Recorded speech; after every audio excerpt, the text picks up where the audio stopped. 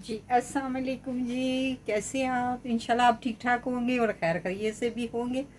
अल्लाह ताला आपको खुश और खुरम रखे, आमीन सुमा आमीन। और जनाब मैंने अभी पढ़ा कुरान, और कुरान पढ़ के ख़त्म करके सूरतें पढ़ी तो मैं बैठ गई। तो मैं माशाल्लाह माशाल्लाह मैं डेली कुरान को पढ़ती हूँ और खोलना भी चाहिए डेली कुरान। आपको पता है कि कुरान डेली खोलने से अल्लाह ताला राज़ी होते हैं और खुश होते हैं, और जो लोग पढ़ के नहीं खोलते हैं तो बस अल्लाह ताला उनको हिदायत दे। जनाब मैं फिर आ गई किचन में। तो देखिए मैं ये पका रही थी कड़ी। ये देखिए अभी मैंने रखी हुई है मेरे पास, लाऊंगी स्टैंड इसकी, मैं थोड़ी सी आग थोड़ी कर दूँ। ये मैं बना रही हूँ कड़ी। दही पड़ी हुई थी तो मैंने कहा चलो ये देखें पकोड़ा का मिक्सचर मैंने बना के रखा हुआ है। ये देखें ये पकोड़ों का मिक्सचर। ये ज़रा बोल जो है ना इसमें मैं अंडा बॉईल करती रहती हूँ, इसमें ज़रा खुला है तो मैं वो इसमें कर लेती हूँ पकोड़ों के लिए।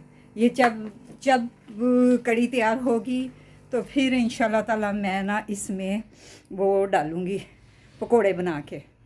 और दही पड़ी थी, मैंने कहा क्या पकाओ, रोज़ ही तो मुश्किल होती है। कल मैंने जनाब जब बताया था वीडियो में मैंने भिंडियाँ बनाई, तो आज हम बना रहे हैं कड़ी पकोड़ा। और ये तो बहुत मज़े की होती है कड़ी। ये एक सौगात होती है। सर्दियों में साग होता है और गर्मियों में कड़ी होती है। और जब ये बनाते हैं तो मेरे नेबर भी कहते हैं जी थोड़ी हमें भी दीजिएगा, थोड़ी हमें भी दीजिएगा। तो मैंने पकोड़े भी ज़्यादा से बनाया, थोड़ी कड़ी भी ज़्यादा बना ली है। तो एक वो ऊपर आंटी रहती हैं, तो वो आएंगी तो वो कहेंगी जी मुझे भी दे। तो मैंने इसलिए मैं हमेशा चीज़ थोड़ी ज़्यादा बनाती हूँ, कोई पता नहीं होता किस वक्त कौन आ जाए। तो अगर बच जाती तो किसी को दे देती हूँ खाने के लिए। अगर कोई आ जाए तो हर मेरी कोशिश यही होती है हर रोज़ कि अल्लाह मियाँ मेरे घर कोई ऐसा मेहमान आए कि वो खाना खाए बिना ना जाए। और मेरी ये आदत है, चाहे मेरे पास थोड़ा भी हो ना, मेरे घर कोई आता है ना तो मैं उसको खाना खाए बिना नहीं जाने देती। वो मेरे पास एक आंटी आती हैं, वो ऊपर कोई नेबर है उनकी, कोई जानने वाली है, तो बड़ी अच्छी है बूढ़ी सी। तो वो कल आई हैं तो मुझे कह रही थी बाजी आप माशाल्लाह बनाती हैं। मैंने जाके अपने भाई को तारीफ़ की। जब मैं घर गई तो मेरा भाई है, उनका घर मॉडल टाउन में है, तो मैंने उसको कहा कि बाजी खाना खा भी रही हूँ ना तो उठ के ना तो पहले डालती है। और मुझे वो जब भी जाती हूँ कोई मीठी चीज़ कोई कुछ, देखें वो उसकी किस्मत का होता है। हर कोई अपनी किस्मत खाता है, कोई किसी का कुछ नहीं खाता। आपका क्या ख्याल है? तो वो कल भी आई तो मैंने भिंडियाँ पकाई हुई थी, मेरे पास बिरयानी भी पड़ी हुई थी, चिकन बिरयानी। पहले मैंने उसको वो गर्म करके दी। आई बेचारी की कमर दर्द कर रही थी, कहती मैं जा रही हूँ मेडिसिन लेने। तो मैंने कहा आ जाओ बैठ जाओ। तो मैंने कहा बिरयानी खाओगी? कहने लगी हाँ। फिर मैंने उसको बिरयानी गर्म करके दी। मैं कहा खा लो, जब तुम बाहर जाओगी पैदल अपनी कोई मेडिसिन लेने तो वो हज़म तो हो जाएगी ना।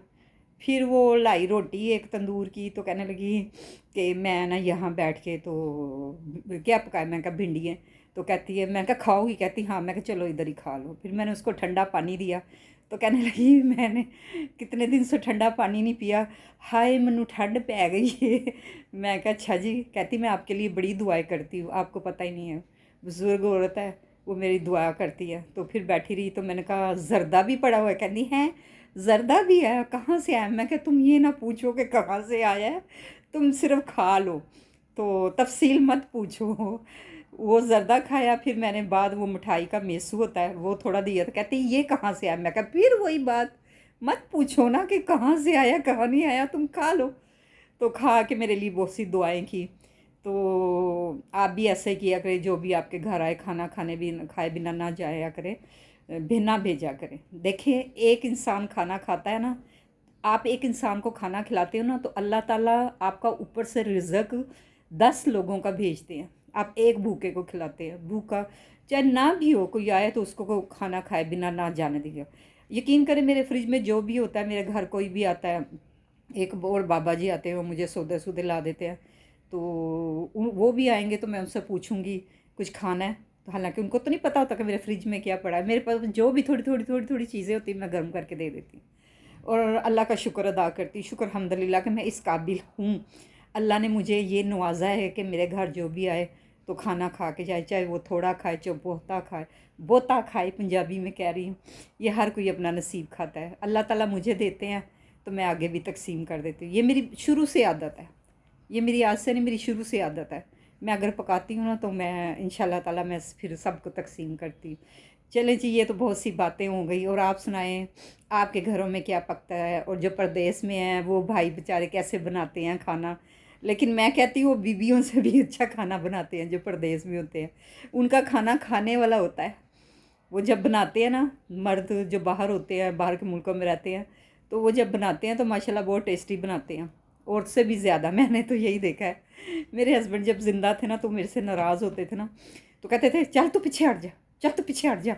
मैं अपनी अम्मी की तरफ जाती थी, डेली हाज़िरी देती थी। अकेली बेटी थी वो, मेरे देखे बिना नहीं रहती थी।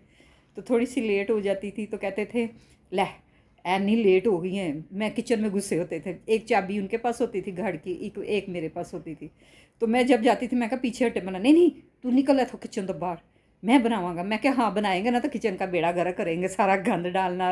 और फिर उन्होंने क्या करना है, मुझे मुझे ना चिढ़ाने के लिए ना लहसन के जवे नीचे फेंकने, उसका गंद नीचे, प्याज छीलना वो नीचे। मैं फिर गर्म हो जाती थी। मैंने कहा आपको टोकरी नहीं नज़र आ रही प्लास्टिक की, आप इसमें करें। कहते हैं मेरी मर्ज़ी है, तेरे बाप का घर है। मैंने कहा मेरे बाप का घर नहीं है, ये किराए का घर है, तो तू निकल जा। तो फिर जब बना लेते थे ना, फिर उनको फ़िक्र होती थी कि इसने रोटी नहीं। फिर मुझे कहते थे अच्छा गुस्सा थूक दो।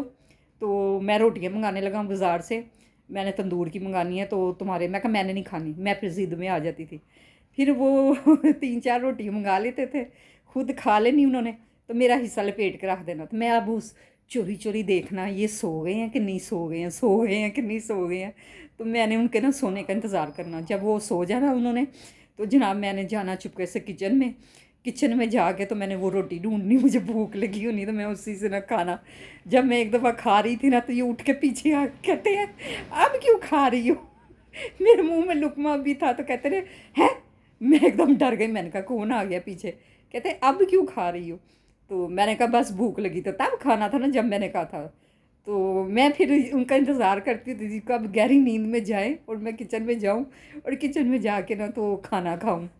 तो बस इसी तरह ये यादें होती हैं जो याद रह जाती हैं। दुनिया से लोग चले जाते हैं, अपने प्यारों की कदर करें, ज़िंदों की कदर करें, बेटी अपने माँ बाप की कदर करे, और भाई अपनी बीवियों के बच्चों की कदर करे, बच्चे अपने माँ बाप की कदर करें। यही दुआ है। ये पल पल बड़ी कीमती होते हैं, ये यादें रह जाती हैं। तो क्या करे बंदा। तो मैं भी अब कड़ी पका रही हूँ तो थोड़ी सी बन जाएगी, तो जब बन जाएगी तो फिर असर की नमाज़ हो जाएगी, तो फिर मैं नमाज़ पढ़ूँगी। तो जनाब बस इस दफ़ा जब मैंने वीडियो डाली मुझे अच्छे कमेंट्स आए हैं, तो बस आप मुझे अच्छे अच्छे कमेंट्स किया करें, मैं खुश हो जाती हूँ। आपकी वजह से ही तो मेरा चैनल मोनेटाइज़र होना है। और आपको नहीं पता मेरे हालात कितने तंग हैं। ये हो जाएगा तो चले मेरी कोई हेल्प हो जाएगी, कोई मुझे 2-4 पैसे आ जाएंगे। तो इसी तरह है। तो मैं घर की भी सफाइयाँ डेली साफ़ करती हूँ, डस्टिंग करती हूँ, घर भी साफ़ रखती हूँ। और अल्लाह का शुक्र है मैं सफाई बहुत पसंद करती हूँ कि ज़रा सा भी कुछ गिरा होगा ना फ़र्श पे, मैं उठाना शुरू हो जाऊँगी या झाड़ू लगाना शुरू होगी। इस बात पे भी मेरे मियाँ लड़ते होते थे। जब वो घर आते थे वो स्मोकिंग बड़ी करते थे। उसकी ऐश ना, वो गर्मी होती थी तो वो पंखा चल रहा होता था, ऐश नीचे गिरती थी कलीन पे।